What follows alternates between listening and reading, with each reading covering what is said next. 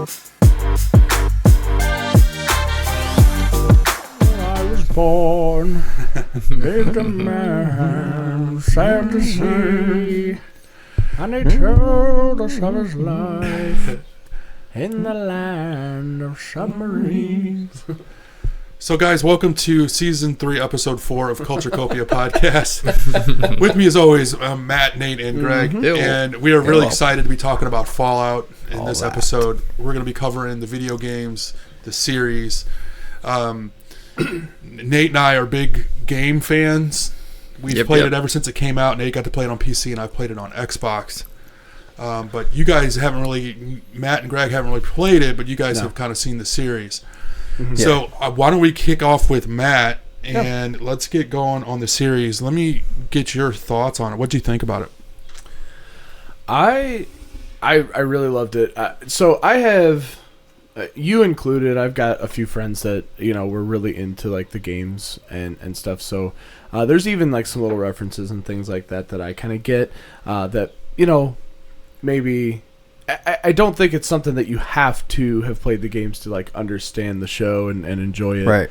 But it is kind of fun when you do have that little nugget of like, oh, look, you know. I really loved it. I thought, you know, I mean, Walton Goggins might be one of my favorite actors, at least, you know, in the realm of, you know, present day, especially series and stuff. I will admit he's in some of my ultimate favorite movies. Dude. You know, the Django. Yeah. Well, you know, and you know, he's done. Okay, so he was in Django. He did The Hateful Eight. Cut my legs and call me Shorty. Is that General Waylon Smithers? That might be one of my favorite things that he's done. Who was he in Hateful Eight? He was one of the 8. He was a sheriff from Red Rock. Oh, okay. Yeah. Okay. Yeah. Okay. Yeah. That's the same guy. Yeah. He was also Vice Principals with Danny McBride and Righteous Gemstones. I was going to say he's Uncle Baby Billy and Righteous Gemstones. Go outside, nerd.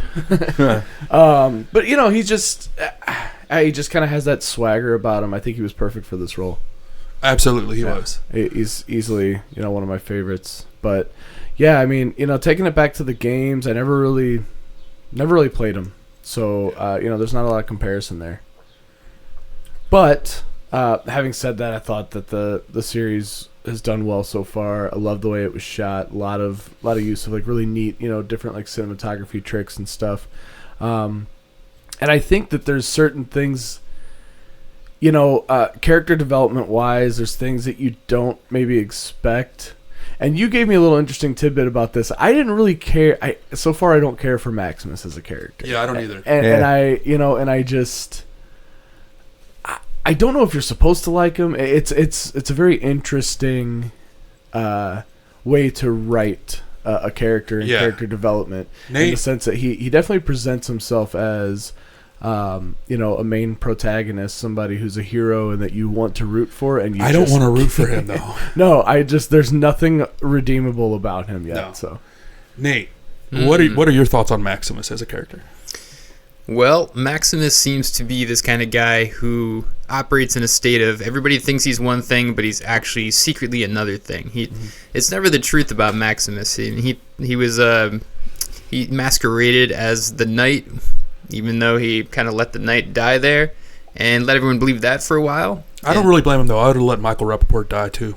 you know, okay, that was funny. That when I saw, like, when he takes that mask off, I was like, is that Michael Rappaport? Like, no, it's not. There's no way. Like, what was the last thing he did before this? Yeah, but Nate, what were you saying? I'm sorry. He's just like an accidental kind of character. Like, what happens to him is more circumstance a lot of the time. But, I mean, I don't dislike him, but I'm also not, like, on the edge of my seat to see what happens next. I'm more into, like, what's the ghoul doing? Yeah. What's the Wastelander, what's the Vault Dweller doing? Yeah. Maximus, he keeps the story kind of pinned together. It kind of rotates around him a bit. He's, like, a bigger character than I thought he was going to be in this show. Mm-hmm. But, yeah, he's all right. I mean, what did you think of him? I don't like him, if I'm being honest. Easy recap right there. Yeah, like, Greg, what do you think? I didn't care. I only seen the first episode, so I just got his intro. Yeah, but he seemed like kind of like a coward almost. Just like he seemed a little too scared I think for a circumstance. Scared's a good word for him. He's pretty shell shocked. This boy. Yeah. Right. Which I mean, I guess it makes sense, but yeah. And his backstory is pretty rough. Like he was a survivor of a village that got nuked, essentially. Okay. And the Brotherhood found him. So he crawls out of like this phone box type of thing, and the first thing he sees is this Brotherhood guy with like a huge set of armor on. Right. And I guess they saved him and brought him in, so that's like his origin story. And Right. he's climbing that ladder, but it also seems like at the same time he's realizing he doesn't really like that organization that much, and so he's like very conflicted as to what he's gonna do next. This guy. Yeah. So I had to do some research there for a second. So Yeah. there's a theory out there that Maximus has the idiot savant perk. And basically what the idiot savant... Nate, do you know what that is? Yeah. Why don't you explain it to us, what you think It's the like idiot having savant perk it's like having plus 10 luck. You're just, things kind of work out for you randomly despite yourself, if I'm thinking about this correctly. What do you think? That is correct, yeah. So in order to do that, in order to probably get that perk, you got to go up to like level 10 on luck, which, to give you an idea, I think you only get like, is it 16 or 18 points to start off the game? I'm pretty sure you can almost max things, but not quite. And then you got to find books and stuff to bring yourself up to like that 19, that 20 to get it fully maxed. Yeah. Some of them, yeah. So in the game, you have these, you start off, and you get to pick your like attributes and how well you are at each one, right? And there's like things like strength, intelligence, perception, charisma, luck, endurance. Okay, and each so you can like when you start off, you can pick how many levels that you want to start the game off in that. So what the idiot savant perk is you're like maxed out on luck, but you're not that bright. You're not that physically in tune. You're not very charismatic. Yeah. You just have good luck. So he doesn't have a lot of tactical skills, but he no just technical seems to skills, get no people by. skills. Yeah. Okay, no endurance, Which they do no show that too. physicality. There's not, it all makes sense when you really lay it out there. And it really does start to make sense when we look at the scene later on, Greg. So I guess we should probably say, spoiler alert at this point, we're going to start getting into some stuff that explains the story. So at this point, guys, we haven't given anything away about the story or anything like that if you haven't seen it yet, but here's your warning. And Greg, I'm sorry, we're going to have to cover Sorry, this. I'll forget it by the time I get home anyway. It might intrigue you to like watch more. Oh, I will. Yeah, I'm definitely going to be watching it. So they're looking for the head of that guy who is a synth, if I'm not mistaken. He seems like a synth, doesn't he? I mean, he survived for a long time. Yeah. He got his whole entire foot chopped off, and he was still going. Yeah. I mean, he doesn't seem normal. Yeah. So It's Ben Linus from Lost, by the way. I knew that. Yeah. Michael Emerson. Yeah. That was the first thing I noticed. So they're tracking this head, and it got eaten by a grouper. I forget how is it a grouper? I think that's right. Gooper, that giant water beast that giant comes out water of the thing. You see them in Far Harbor, mostly in Fallout 4. It's Far Harbor is a DLC. It's another add-on pack to it. Mostly you see them there, but you do see them around like lakes and bodies of water. Whatever. Right. And they're a fucking pain in the ass. They're hard to kill. So anyway, when they kill this thing, it upchucks a bunch of shit, including the head. Now, how lucky was that? Yeah. You know what I'm saying? So that's one of the things that I'm starting to think, and that's why I don't like him. I don't like him because he's not very charismatic. Well, okay, He's and not a Brotherhood of Steel candidate, in my opinion. Yeah. Well, there again, you talk about the charisma, and you talked about how you don't have any. There's no tactical skills. There's no people skills, and we show that a lot when he runs into Lucy, and he doesn't know how to interact. There's a lot of things when she's like, again, spoiler, Greg, but when they're talking about it, she's like, she's very, I guess, was raised just to be very upfront, and she's just like, you want to have sex? And he's like, that was another one I was getting ready to say. He's like, what do you mean? Like, use my cock? It's like, I'm not supposed to do that. I'm not allowed. What if the weird thing happens? What if it gets hard and explodes? She's like, that's supposed to happen. And it's just like, you can tell that he just has there's nothing really going for him, yet somehow time and time again he's succeeding at I don't even think he knows what his mission is or what his end goal is, and he just somehow is still moving forward through almost like you said, just sheer luck of just like I just keep happening to run into people and situations that help me. Yeah. Oh yeah, he's lucky quite a bit. That show has a lot of just everyone's kind of lucky, really, but he's super lucky. Like when he gets abandoned in his power armor, when his squire takes a fusion reactor, he's in a full bodysuit of armor, but this guy knows if you pull the fusion reactor out the back, he's locked into the armor. Yeah. So he locked him in his full suit of armor under a bridge and just left him there. And then these roaches start coming out and they're climbing the suit of armor. They start to pick at it. And then luckily for him, Lucy comes walking up and shoots these roaches and saves him. Yeah. I mean, there's the perk. Right. Huh. So talking, we've mentioned Lucy. I guess we should probably elaborate on her. Yeah, I mean, she sort of drives the whole story. Yeah, which they say that her character represents the actual player of the video game, which makes a lot of sense. Okay, that's how I see it. Mm-hmm. I see her. If there's one main central character of this story, it's her. Right. Yeah, absolutely. And what I noticed off right away is she's sitting in front of the board. Matt or Greg, you've seen this first episode, right? Okay, so when she's sitting in front of the board interviewing for like the candidacy or whatever, right. That's also part of the first part of the series where you pick your strength or what's the... Oh, so you've got your perks in the beginning of the game. Yeah. You're sitting in the classroom. They show you the board, and you get to start to choose like how you're gonna go and interact in the world. Where you're gonna be in life. Because in Fallout, you don't necessarily have like a cookie cutter build you start with. You can be good at science, but terrible with strength, or you can be great at strength, but not good at science. And so the repercussions in the game, you're going to have to make some choices. So if you're good at science, you may be able to open doors by hacking computers, which they do a little bit in this. They hack a vault computer.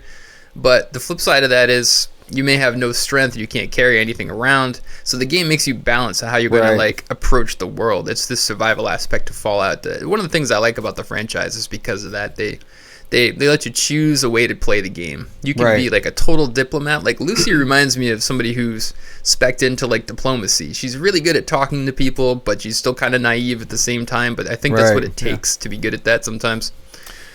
Whereas her strength is not like super high in the beginning. True. She does talk though about her like martial arts training and stuff. So you got a little bit of that. I forgot about that part. Do you have a little bit of that? And that could be an agility, right? Isn't that one? That's an attribute to agility. It does show up right in the first episode where they have to defend themselves in the vault, and she kind of like immediately becomes a badass. Yeah, right. But it's interesting that you bring up the different like kind of specs and stuff of the characters because that sort of brings me to her brother Norm. Okay. Who probably, seems like he's not very strong, probably doesn't have any of the martial arts background she has, but he also seems very smart, very self-aware of who he is, and that kind of helps propel him. Honestly, from the beginning, I was like, okay, he's whatever, and then he quickly became like maybe my favorite character, honestly. So I really enjoy his little side story. There's a meme out there too that he is the only character, the only player to stay on the main course or the main quest line.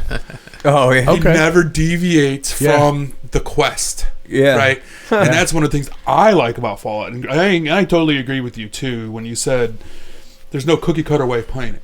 Yeah, I've played through Fallout probably 3 or 4 times now, and every time is a different experience. Okay. Yeah. One of the things is it's really easy to be on a quest and then get sidetracked and go down this road. Like it's real easy to do. That ghoul has a line about it, right? I was just about to bring that up. Yeah. It was Walton Goggins as the ghoul.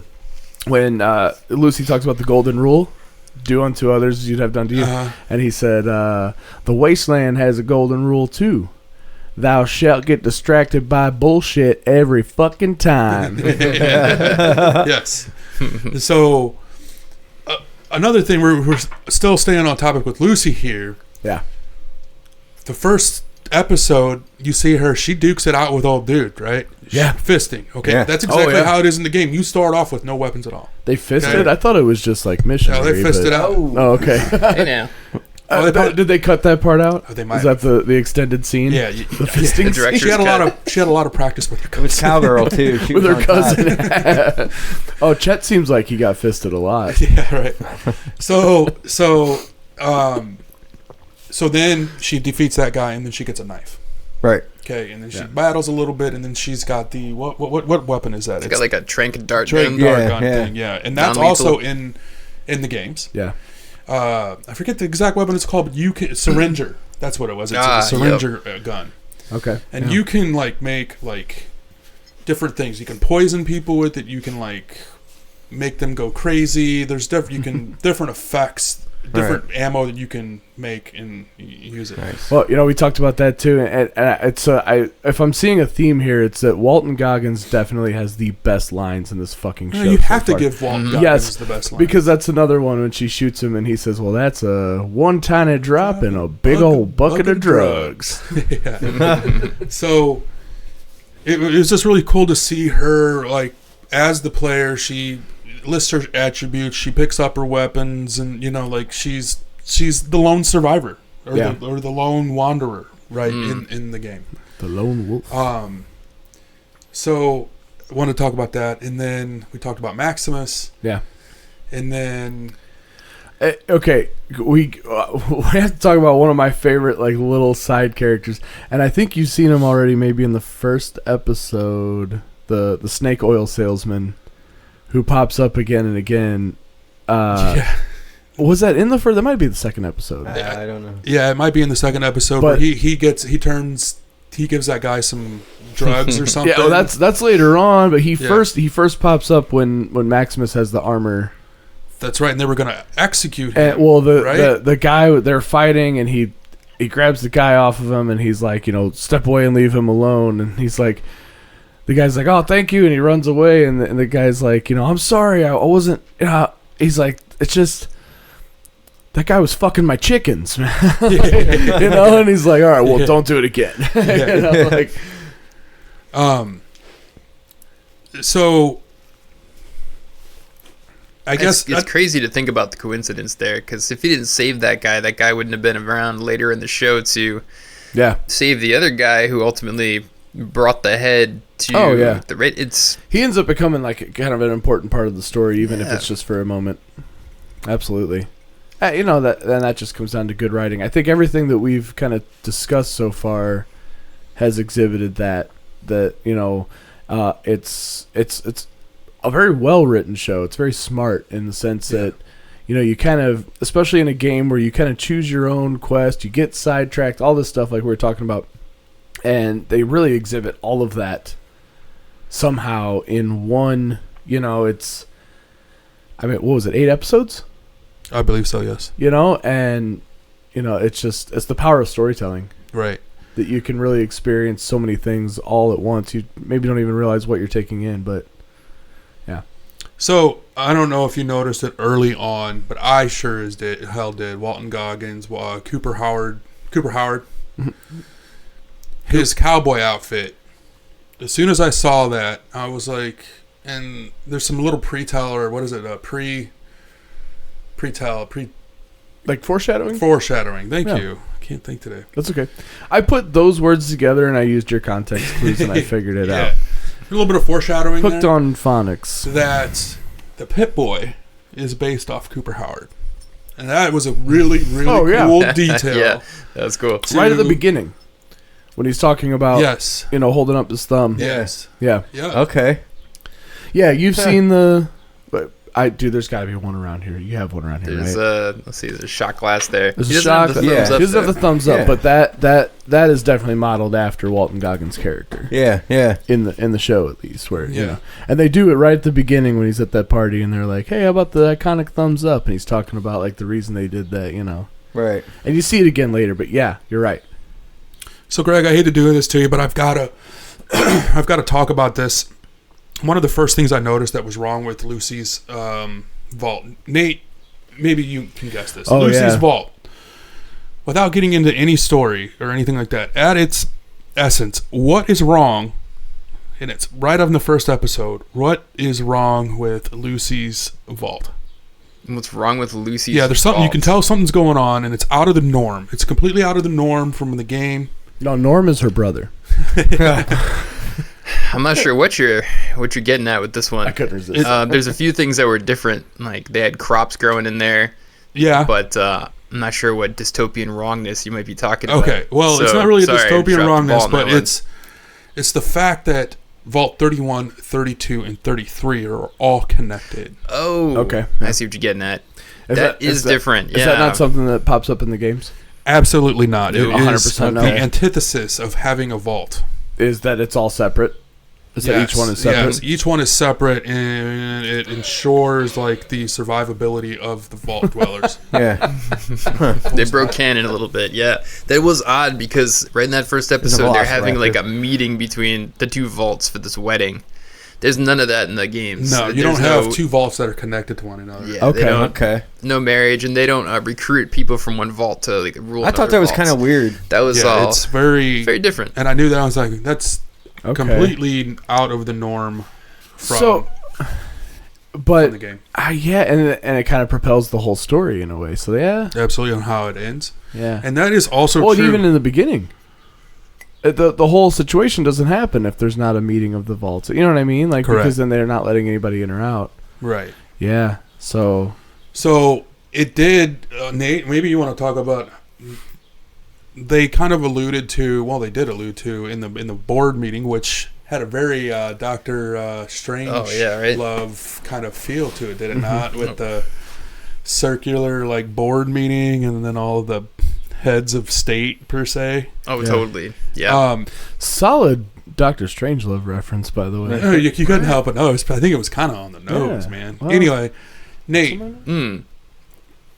one thing I want to talk to you about is the different experiments that go on in the vaults, right? Ooh, yep. Mm-hmm.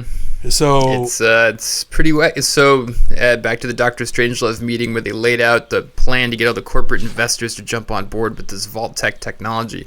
Vault Tech didn't have enough money to go further. Their sales were good, but they were hurting a little bit. So they've got all the big corporations lined up at the board and they're pitching to them.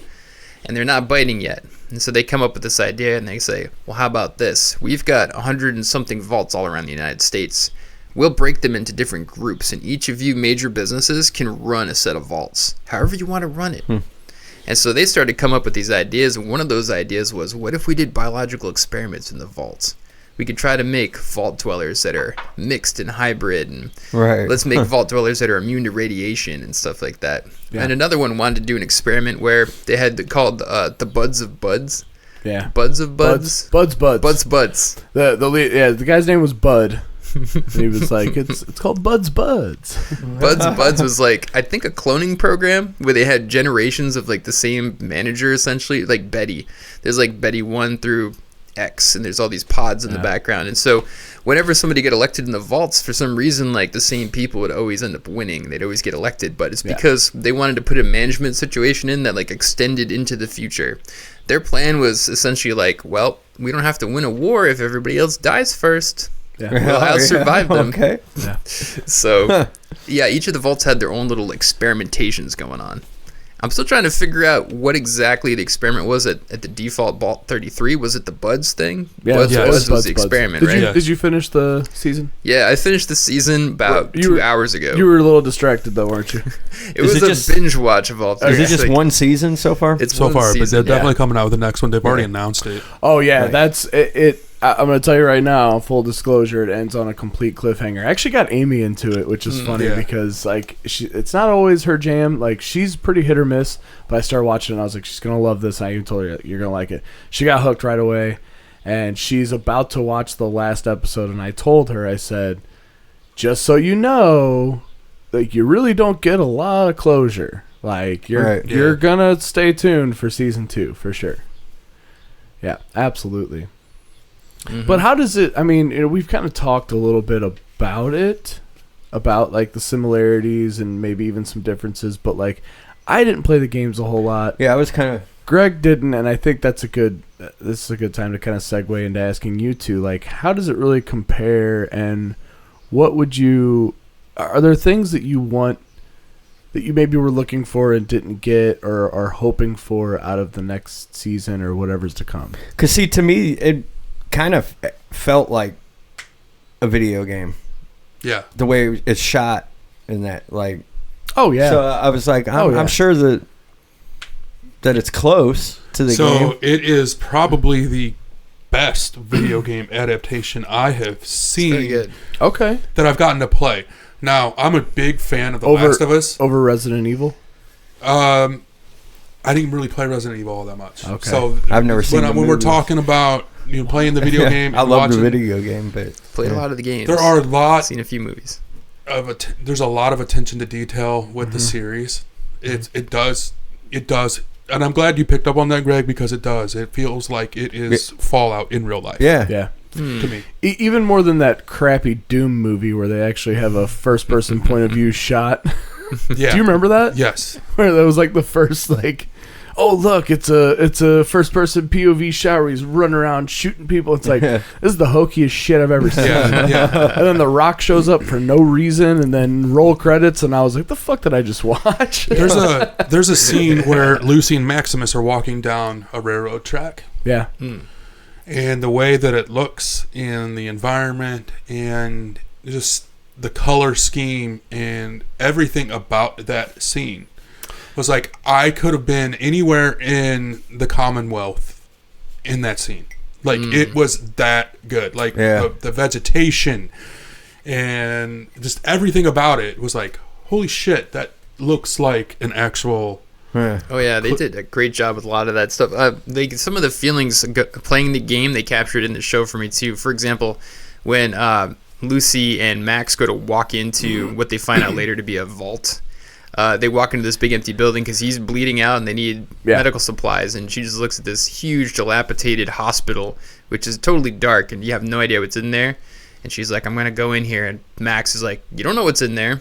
When you're playing the game, it was like that experience, too. You'd come up in front of a building. The thing is just, like, dilapidated. And there's going to be chaos that goes inside, but you have no idea going in. It's just dark. Right. And I was like, wow, that does remind me of the game right now. They're Very bringing much me so. right there. yeah. What I like love that. about Lucy and what kind of cracks me up about her character is that, and it's exactly what you just said, she has this, like, Scooby-Doo optimism of, like, you know, like Freddie Jones from Scooby-Doo of, like, let's go in there, gang. And he's like, what the fuck is this white bitch doing? Like, I don't think just walk into a building. I think that's reflective of the first time you play Fallout. Yeah. Yeah. Because the first time you're pretty naive. you're pretty naive, and you quickly learn Yeah. this is a straight-on survival game, Well, and you are going to...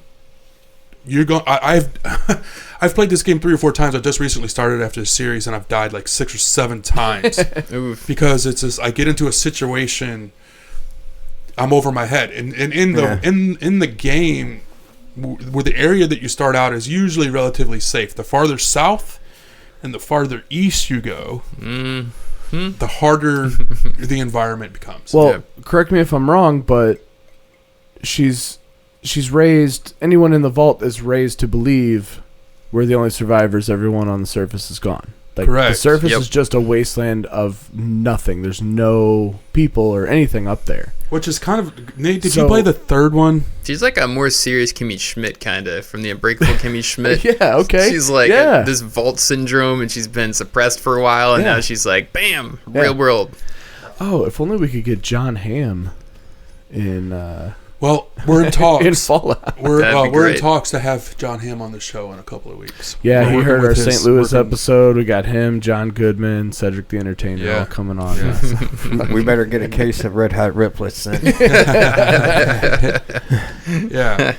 But honestly, Greg, back to your question. It was absolutely well done. They really did the video game justice in the way, in the aesthetics and in the way that it looks. You know, I was kind of wanting to see like the death claws. Oh, Death the Claw? Death Claw. Yeah, the death Death claws. Claw. I guess they're saving that. Like the Mirelurks. I wanted to see some of the, creatures. Now they did. I bet they're saving the good ones for like and later. that's what I was in gonna say. That's what I'm thinking They're too. definitely. I've heard some of that from people who were fans of the games, and they're like, "Oh man, they kind of didn't show this, they didn't show that," and I'm like, yeah, they want you hooked, man. Like they're gonna put everything out. So there here's the thing on that. Like in Fallout 4, you come across a death claw pretty early on in the game. By chance, kind of, because you get the power armor and the minigun, right? And then you have to go after them for the Minutemen. You've got to kill a death claw to progress the Minutemen level. Other than that, you don't really see a death claw very often. And if you do, you better come correct. You have got to be prepared, because if you're not, they fucking kill you really fast, right? And so I was disappointed that I didn't get to see it, but it makes sense that you don't see it in the first episode, because that's the kind of the way the game tracks, right? It's almost tracking as the way the game progressed. There's a lot of parallels there, yeah, especially with some of the things like death claws and just like the idea of you may not be ready for this world, but there's danger around every corner, and then Lucy has to fall into danger to experience it firsthand and almost died to realize, like, oh, this world's actually a little bit more harsh than I thought.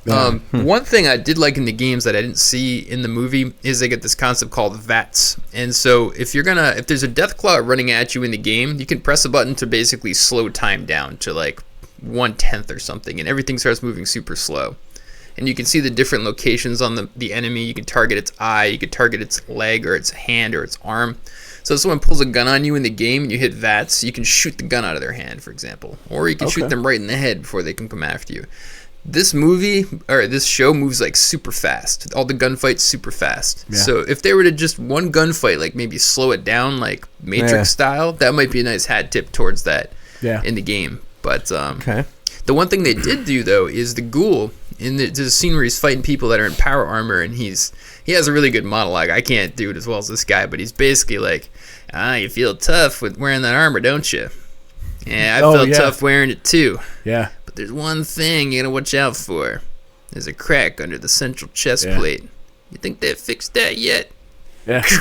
The guy just drops to the ground. He's like, I guess not. And then fight scene. Yeah. Right. Oh, he's infinitely badass in this fucking akin to probably like I get a lot of like Val Kilmer as Doc Holliday in Tombstone kind of vibe from him. Like doesn't give a fuck, has nothing left to lose, so that kind of liberates him in a sense of like, look, you can shoot at me all fucking day, I don't care. Like if I succeed in what I'm doing, great. But if not, I mean, what do I got to lose? He says something like that when they first dig him up, too. Yeah. They dig him up and they air him out, and they say something like, the money's in it. And he's like, well, I'm actually more about the craft or something. He has some line about it and dusts them all. Wasn't it? Like, he said something about, like, oh, shit. Yeah, what is his line? See, he's got the most badass lines. It's like something about, like, see, that's the difference. I'm in it for the love of the game. Yeah, it was like that. Yeah. Oh, dude, he's so fucking good. It's such a good character. I like how they're telling his story, too, where they're flashing back and forth, like, post-war and then pre-war. That might be my favorite storyline. So, yeah, I'm enjoying that. Yeah, you got a lot to look forward to, man, honestly. I know. Yeah, hopefully we haven't ruined it for you, because I'm telling you, there's... No, I mean, it's just really again. That's what I said. Go home and binge watch. That's what I said. It's knowing Greg, I've known him for so fucking long. I know us talking about it isn't spoiling it for him. It's just making him really want to watch it more. Right, yeah. Like, oh man, now I got to see all this shit you guys were just talking about. Right. I do want to go back and touch on one thing that you brought up, and it doesn't even have to do with necessarily specifically this show or the correlation between that and the video game, even though that's why you brought it up. But the shot of Lucy and Maximus walking down like the railroad tracks. When you brought that up, it kind of like piqued my interest and made the gears start turning, and I started thinking about like all the different like shows and movies where we see railroad tracks as a theme. Walking Dead comes to mind. They all follow the tracks to meet up together, at like that main like railway station. Stand By Me is another one. Back to the Future 3 and a lot of westerns for that matter.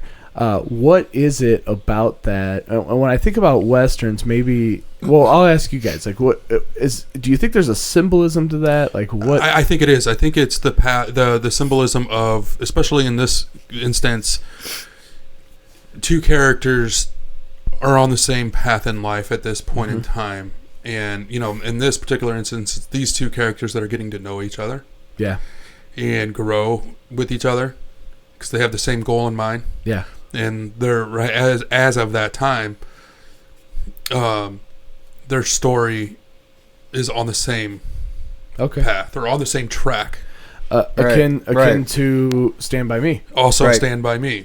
And even Walking Dead, where, that's where they kind of introduce some new characters. Correct. So it's along those tracks. It's along that track. That's where we meet Abraham and Eugene. Right. And kind of, and also it's kind of, that those tracks lead somewhere, maybe to some sort of base. So it's like about getting from point A to point B, and not just literatively, but figuratively in the sense from getting from point A in the story to point B in the story.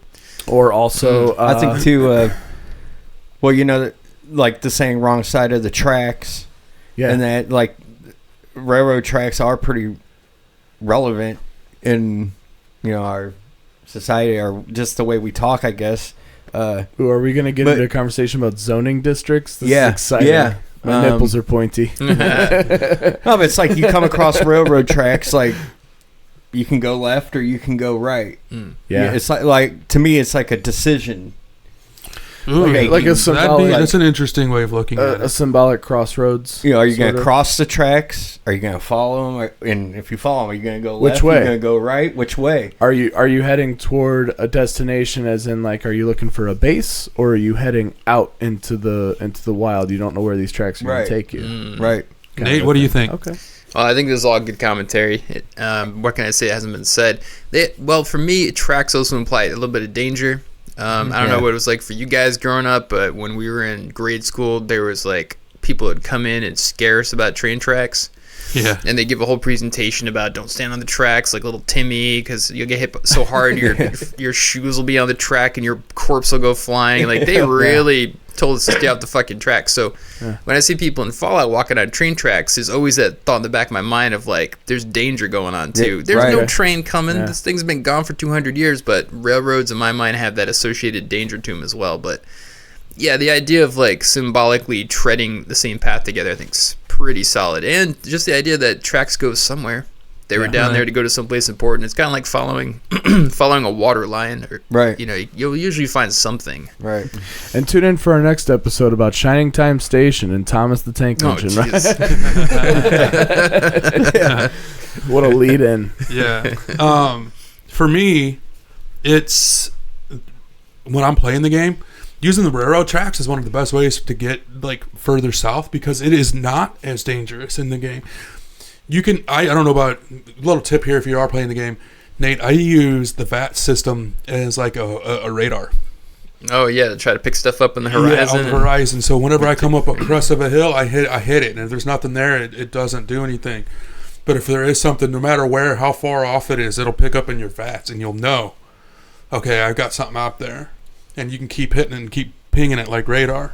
Okay. That's really nice in a busy city too, and it's just so much junk. You're like, is there anything hiding? And then boom, there's like a death claw in the corner. You're like, right. Back it up real quick. I'm not prepared. Better back it up. So that's what I'll do. Like if I need to get far on something. And another thing, what I'll do is when you first start off playing the game, I try and visit as many sites as I can because then you can use them as jump points, right? Mm-hmm. But the farther south you go, and like I said, the farther east you go, man, it's tough, dude. You have to really come prepared. The other thing I like about this game is you get to choose kind of your alignment, how you're going to play. You can be a total asshole, or you can be like the wasteland survivor, or you can be like, Jesus reincarnated and try to save everybody. And the game tracks that. Like you can be the wasteland saints, or you can be notorious. And so I think that's interesting too. And the show kind of does a little bit of that. Like Lucy's taking a fairly upstanding path, whereas the ghoul's kind of just going, I'd say he's like chaotic neutral, so to speak. Like he won't mind killing you, but he won't necessarily kill you for no reason. He's the anti-hero. But he could kill you for a little reason. Yeah, he's like an anti-hero. And then Finn, I mean, not Finn. I keep thinking he's Finn, though. He reminds me of the Star Wars dude a little bit. Max. Max, I'm not sure what the deal is with Max, honestly. I think he's kind of like, he's more responsive than he is, like, destiny seeking. He's like, well, this is my shit storm for today I have to solve. And that's what I mean. That's what I said. You know, he kind of, there doesn't really seem to be like a specific end goal for him in mind where he's just kind of like, I'm working toward this. You know, he seems to be on a mission, but doesn't have like he wants to be a knight. But that's all we know about this guy. Yeah, you know, it's he seems very determined to do, from what we can tell, absolutely nothing so far. I mean, he wants that power armor. That's what I get out of him. Is he was very focused on that, and he got it, and then he wanted to maintain it. Then he lost it again, but now he's into Lucy. Like, now he's got a little side quest going where he's like, that vision of my honey who I finally got the nerve to kiss, you know, maybe we can actually go to the vault and do it now that we understand what that is. And then he also got, I love the scene where he gets like, so he goes into this vault. They end up in a vault accidentally, and the people in the vault are nice to them, and they're totally shocked by this because no one's nice to anybody in this show except for vault dwellers. So he's extremely paranoid, like, we can't trust these people. And Lucy's like, they're vault people, they're fine, don't worry about it. And he's like, well, all right. The next day, they're really nice to him. They give him a robe, they give him popcorn, they give him television. And you see him, he's having a spa day. He's sitting down, and he is super happy at this point. And then the opposite happens. Lucy is now going through conspiracies and stuff. And he's like, what are you talking about? This place is great. He's eating handfuls of popcorn. So I think maybe he wants like a little piece of that now that he's tasted it. And he wants his power armor, and I think he wants like peace. I think you're right in what you were saying. He has very short-term goals. There's no long-term goal with this man. It's like, what am I going to do today? You know, well, yesterday. That's me. That was in the past. I guess it's kind of a Wastelander mentality to some extent, because it doesn't seem like the timeline's too long in this. You know, like if you survive a week, that's pretty good out there. To like, you can't plan to go to college or anything. For most of these folks in the show, it's just survive till the next day. There's a few people with arcing plans. They're usually the people running the vaults and the people like, what was her name? Madava? Moldaver. I mean, she has a vision. She got a big plan. Yeah, I've got a big question for you guys, for Matt and Nate on this. How did she survive 200 years? Yeah, I don't know. And that was going to be one of my questions. So she had to have been a vault dweller at some point. I think she was a vault dweller, or she was a synth. I don't know. I'm confused on that one. But they killed her off. Yeah, but they don't really bring up synths in the show. And for her to survive that long as a ghoul, there would have been physical tells. Yeah. Yeah, there's. I think she was at some point. I don't think her story, her backstory, is done.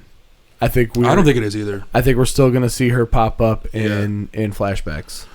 So another thing I wanted to bring up is the sound effects. Did you notice, Nate, that when Norm is playing with his Pip-Boy, it's the actual Pip-Boy sound? Yep. When he is hacking the terminal, it's the actual sound from hacking the terminal. Of the sound of the keys typing. That chunky typewriter. The chunky old school typewriter. Great. Nice. Just little things like that. And what rings true, because when you play this game, you hear those sound effects all the time, right? It's like, and it's not really annoying, but you hear it thousands upon thousands of times when you're playing any given game. And when he turned on his Pip-Boy, I was like, dude, that's the actual sound effect from the game. Yeah. Right? Yeah. So I thought that was a pretty cool little touch. It's just so that some of the vault sounds were pretty good. The doors rolling open and the hydraulic systems and the mechanics all sounded pretty in correspondence with the game. A lot of the weapons sounded right. I don't know if they're exact copies or anything, but the clicks, the shots, the slugs, the shells, the kind of base hit when a shotgun shell hit somebody, and that it sounded like how they dressed the game. Like the fight sounded about right. And then the other thing too, it's not a sound effect, but it just came to mind, is the makeshift armor that people wear in the show. Like when they go to the towns, they've got these weird cages on their head, and they've got like half of like a pitcher's outfit on. They make this like makeshift armor, and that's really on point with the game, because for the first half of that game, you look like you went to like the Johnny Cake Center of Armor. You're just grabbing random shit and smattering it, and that's your come up. You're like, yeah. And it looks terrible, but it's like effective, and so that world gets so much of that in it. And I think that's a cool hat tip.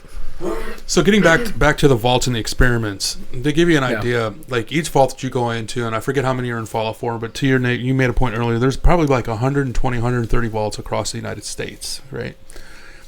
Not all of them are bad. Like some of them were actually like good vaults to like live in, and they were like done, and they had plenty of water, and they were set up right. But some of the ones, and I think it was the one those leaders had like an ethical vision of just like let's just survive. Let's survive, and it's for the good of humanity. So you like I think like the vault that you're in, even though it got breached, I think was one in Vault 111 was one of those vaults, right? In the game, and you're in from Vault 111 in the game. But like some of the experiments that they would do is they would pump like psychoactive drugs into the ventilation system and watch people like tear themselves apart. One was like a battle royale. They stocked it full of ammunition and guns, and it was like battle to the last man standing. Was one experiment. Jesus Christ! I'm telling, dude, it was some of them were brutal, man. It's not funny, but it just like I don't know why that triggered me laughing. Like, I mean, because can you imagine, say 1,000 people living in underground and because what I think my immediate like vision, like the image in my head was Thunderdome. That's kind of the way it is. So that's why. No, it's kind of like that. I forget all the experiments, but you find the experiments in the terminals in the vaults that you visit. Well, I'm sure we'll find more as the series progresses. So, other than that, I fell in love with it. I don't think they could have done a better job. Yeah. I will admit that it was kind of hokey, but some of the game is right. Nate, I did want to talk to you because your experience with the game is a little bit different than mine. One of the things that's different about the game version versus PC is you can never fully strip nude. I don't know if you were aware of that. You can on the PC if you patch it, but you have to patch it. For the most part, no, you can't. You get your Vault Undies on, if I recall correctly. Okay. Oh, so you may have patched it or something? I definitely patched that Vault game. Undies. Yeah. I did like a 4K patch on it. New band. I did like the native characters. Yeah, I had a bunch of mods running for that game at one point, and it looked like really good. Yeah. I remember you playing it on PC, and it looked absolutely amazing on PC. Didn't they re-release it? They did. They just came out with a new update, and I did a video on it just a couple weeks ago when I did the mini fridge reveal. On the 25th of April. We've got a mini fridge in the studio now. In case anybody who's watching has probably seen it now on at least one of these camera angles. Yeah, it's at the bottom right of this scene right here, and we've got our Fallout. But anybody who's listening, we've got a nifty little mini fridge in the studio now, and it's Xbox themed. It looks really cool. It's awesome looking. Looks like an Xbox from the front. Yeah. It's even got a little light on it like the Xbox with the little logo and stuff, so it's pretty dope. Yeah. And it's got our whiskey and all our drinks, beer and I mean water and a 6-pack of soda. Yeah. So, like I was telling you guys earlier, I looked up cold. to see if we could get like Nuka-Cola or something like that, and it was like really expensive for like a 4-pack. Like it was crazy. It was like $10 for bottle. Again, probably something that's just Coca-Cola in a or just sugar water, carbonated sugar water. You know, because it's. Hey, have you ever seen The Invention of Lying? Not to like get too much on a tangent, but since you just said that, with Ricky Gervais. Yes, I was just saying. And he exists. He lives in this universe. It's this like parallel world where nobody, like the part of your brain that knows how to lie, like it doesn't exist. So like movies to them are just somebody like reading history. Like that's all it is. They don't know because they can't make up stories, you know. Right. So like the advertisements, there's one for Coca-Cola, and the guy comes on TV and he's like, "Hi, I'm so and so, and I'm the CEO of Coca-Cola. Not much to say about it. We haven't changed it in lots of years. It's pretty much just brown sugar water, but you're still gonna buy it because you like it."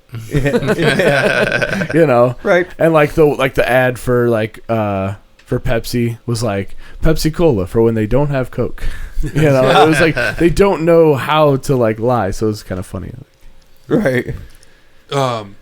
Yeah, so I was looking into doing that, and I was like, not gonna do that. And then I was looking up like recipes. You can actually find like Fallout recipes, and so we may visit this again, especially if they come out with season 2. Yeah. Later on, and when we do on the next one, it would be really cool to get like a Dirty Wastelander, or a Gwinnett Stout, or what was it, the whiskey, Wasteland whiskey, or whatever it is. Oh, there's so many good ones. We could do some barbecuing. Yeah, we get some rad roach. Rad roach or some rad stag. We can make some rad roach skewers. It would be fun to do like a food series. That would be fun. Yeah, kind of tie it into. I'm in. Yeah, food series would be great. Yeah, we may do something like that coming up. Yeah, but guys, I think if you guys don't have anything else to add on about Fallout, I think we're gonna wrap it up. I don't have anything else about Fallout. Since we do talk about pop culture and we kind of try to stay relevant, obviously this is a new series. We do talk about some older stuff. Our next episode, we're gonna do like Ninja Turtles and stuff. But have you guys seen, just kind of keeping up on pop culture news, this Miranda Lambert situation? Has anybody heard about this? I have not. Mm-mm. So if you don't know who Miranda Lambert is, she's a country artist. She now has a residency in Las Vegas. I don't know how long she's had it, but I think it's fairly new. She was doing a show. This was like this week or last week or something. She stopped the show in the middle. She was doing a song because this group of ladies, I think there were like 5 or 6 of them, were like taking selfies, and like trying to get her in the shot and stuff. And she was like, I'm going to stop because these girls over here are more worried about their selfies than actually listening to my song. And kind of like called them out, and like one of the ladies was like, I felt very much like, and they're grown women, they're like, some of them in their 30s, 40s, even 50s, and they were like, we felt very called out, like we were kids in a kindergarten class and things like that. Now the reason I bring this up is because it's gone even further. There was a debate about it on The View, where sorry, I don't watch a lot of The View, but I'm listening. I don't either, honestly, like, to be honest. But I don't know why, this just kind of piqued my interest. So there was a debate about it.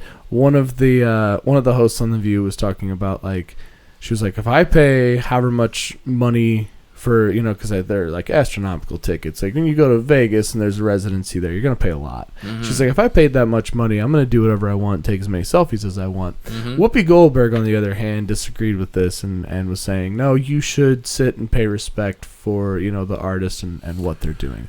It got so heated that Whoopi Goldberg got up and walked away, but then tried to kind of like, bring back some humor and was like, I'm going to take a selfie with this lady here who's like in our audience, and she's like 91 years old today or something, and it kind of like lightheartedly like brought everything back together, and it was fine. My question to you guys is, where do you stand on that? Ooh, that's a good one. Well, I can tell you off the bat, the first thing that comes to mind is that an artist standing up there is usually there primarily for the entertainment of the people in the audience. Like, the only reason you've got people watching you is so you can give them a good experience. Now, if they were throwing garbage at her on stage or heckling her or doing something to interfere with her performance in a major way, then I might be like, all right, well, that's not really called for. I mean, have a little respect. Yeah. If it's what it sounds like, you're just taking some selfies in the crowd, I don't have a problem with that personally. I think as an artist, you'd want to accommodate that a little bit. Be excited that people are excited to have you in your picture. Yes. Like, just be like, okay, peace and move along. That's where I'd stand on that if it's not like super disruptive. Sorry, not to, and I don't know if this changes your point of view on it. I didn't bring this up, and I meant to preface it with this. This was like a slow song where she's just playing an acoustic guitar. Like, I don't know if that changes your mind at all. I guess I'd have to see the footage. It really pivoted on, is it disruptive to everybody else's experience? Right. And from what I could tell, it wasn't. They weren't like right in front of the stage. They were like, maybe a whole section back, just trying to get her in the shot. It almost sounds like maybe she escalated it. I haven't seen anything, but if it was something where like these folks are taking pictures and she just decided should you be doing that? Should you be respectful sitting there and just watching in silence? Perhaps, but I mean, if you're there for a good time and you're there to get a photo and stuff, I mean, it's an entertainment experience. Yeah. So I've got a little bit more leniency for something like that if I was in her shoes. I think I agree with you. What about you? I agree with him. Yes, if you're not disrupting and causing a disturbance for the whole rest of the audience and that, do what you want. And we're in the age where everybody's popping selfies. Like everywhere you turn, someone's got their phone. Yeah, out. you have to accept that that's a thing now. That's a thing now. So I mean, I agree with Nate. I feel like maybe it was more of a disruption for her to even like stop the show and say anything. Like, you know, it could have just been bypassed and not. What do you think, Rob? Yeah, I'm probably even more. I'll take it a step further than Nate will. First and foremost, if I pay my money, I'm going to do whatever the fuck I want. As long as I'm not bothering people around me and ruining that experience. But it sounds like let's say they were just the people around them. Mm-hmm. Okay. She took it a step further and ruined it for everybody attending that show. Right. By drawing attention to it and stopping it, you took it and you ruined it for everybody else. Right. Yeah. Secondly, you are there, like Nate said. Your sole purpose for being in that situation is to provide entertainment for the people. Yeah. Right? You would not be there if it weren't for your fans. Yeah. Right. No humbleness whatsoever. Thank you so much for attending this. I understand you want to get some selfies. You know, she could have just let it go. Nothing. Yeah. Yeah. Absolutely. If it had been me, I would have embraced it, and I would have tried to have position myself, and I don't want to ruin it for everybody, all the other thousands of fans in attendance. But I would have tried to position myself in that selfie, give a thumbs up, a Fonzie, whatever it is, because you're only going to gain more fans from that. Right. It's instead of us very hip reference, by the way. Way to stay up to date on current pop maybe culture. A little bit. Right. But what I'm saying is we're sitting here talking about her being a fucking total bitch instead of hey, did you hear about what Miranda Lambert did? There was a bunch of people, or there was like a group of 6 women trying to get a selfie. So what did she do? While she was playing the guitar, she actually went down there and got in their selfie with them. Yeah. That would have been a cool story. Cool story. Mm-hmm. Well, think about if you were like on the other side of the audience, of the crowd. Yeah. You know, you're not anywhere near these girls, and you're just focused on her on stage singing her song, and now maybe you don't even see what's going on down here. Yeah. And now all of a sudden she stops, and it's like you're like, what's going on? Like, how egotistical do you have to be? Yeah. To be in an auditorium wherever she was, thousands of people, and 6 people aren't paying attention to you. Well, and you know, you call them out and you end the show because those 6 people out of thousands are not paying attention to your show. Think about how we are now. We don't have big attention spans, so Greg, like, we can't do that. Greg, you're the one, of course, saying that. She took it as a sign of disrespect, like they weren't paying attention. Yeah, that is how. And that's bullshit because if anything, they are showing her a lot of respect because it's like, look at the selfie, look where I'm at. I'm at the Miranda fucking Lambert concert. Well, and I'll show you guys the video too if you haven't seen it. But yeah, because that really was how it was. You know, she did. You know, it wasn't like over the top where she was like pissed, but that's what she said. She was like, they're more worried about taking a selfie than they are to listen to my song. You came here to pay respect me. I'll even say, to your point, Rob, of taking it another step further, like, not only everything that we mentioned, but she has that's a residency in Vegas. What did you drove to, like, not that I even condone it at all, but it's like, you're not even touring. It's not even like you could say, I took a grueling, however long hour drive or flight, and I'm jet lagged and like I did this for you people and you're not paying attention to me. No. Oh, you all came to me and paid me $500 or whatever it is a ticket to come see me, where all I had to do was for all I woke up an hour ago, got myself ready and walked over to the theater. Right. You know what I'm saying? Yeah. Like that's crazy to me that you're gonna even take it that far to be like, you're not paying me respect. I paid you respect. She did nothing to help herself, but in everything to help her lose fans. You guys know who Aaron Lewis is? Yeah. The guy from Stain. Stain, and he's a and country singer. Yeah. You ever see his videos where, oh man, he gets pissed when he's doing his song and like people are in the crowd talking? Really? There's quite a few videos of him like stopping the show and being like, you know, you're at my show, like stop talking, like I'm trying to play a song, man? Like, and he's walked off stage, like finished the show right there, like because people are chatting and like you're supposed to be watching me, like. I can see that you care, Okay. like as an artist and being on, no one's paying attention to you. But you know what, man? Greg, to your point, people have a short attention spans, dude. Don't take it fucking personally. Right. They paid a ticket to be there. Yeah, they're there for a reason. Now, whether or not they want to watch your show or not, that's up to fucking them. Yeah. But they paid you money. They paid to get in. Like, come on. And there's still other people in the crowd that are probably, you know, just can't keep their eyes off of you, just focus. Like, I'm watching this guy play his guitar, hell yeah, and now you stopped. And not only that, how about a little bit of self-reflection? If you really want every single pair of eyes on you, look at what you're doing. Right.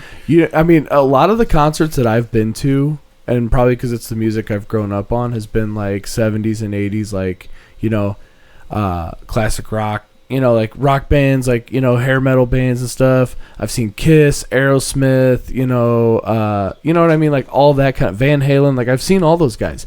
And it's like, you know, they're taking the microphone, they're holding it out. They want to hear everybody singing along with them. They're interacting with the crowd. They're posing for pictures because they know people are taking them. You know what I mean? And it's like those guys draw you in. You know, so it's like what, and I've been there. I've seen them play their slow songs and their ballads and stuff, and people are still drawn in because of that energy. You know, they started big. They brought them in. They interacted with the people. They said, "You're a part of this show. You're a part of us. You're a part of our family. We couldn't be here without you." And I don't care if Joe Schmo's sitting over in the corner picking his nose, looking at the wall, man. The other thousands of people that are staring at me right now and singing along with my songs feed me. And that guy, he feeds me too because he paid to be here and he's enjoying himself. That's what he wants to do. It's weird, but that's what he wants to do. You know? And two, if it bothers you that bad as an artist seeing someone in the crowd with their phone out, why not have a no phone policy for the people shows would buy then? tickets. Well, you know, a lot of comics Tool do does that. Yeah. And Tool sells out in seconds. Yeah. Well, a lot of comics do that. If you got nowadays. your fans are going to come see you. They're not going to care that they can't take their phone in. Yeah. Yeah. I don't know. Well, that has been the latest episode of What Throttles My Crankshaft. Right. But guys, thank you so much for tuning in on episode 4, season 3. Yeah. Next up, we are going to do Ninja Turtles. I think all 4 of us are well versed in the Ninja Turtles. Actually, I was really excited to hear about the next episode because I didn't have to do any research. Right. I've never heard of a Ninja Turtle. I watched the cartoon, we'll watched all the man. movies. So again, guys, thank you so much for tuning in, and we will see you next week on Tupac Lives. Tupac Lives. Whoop, whoop. See ya.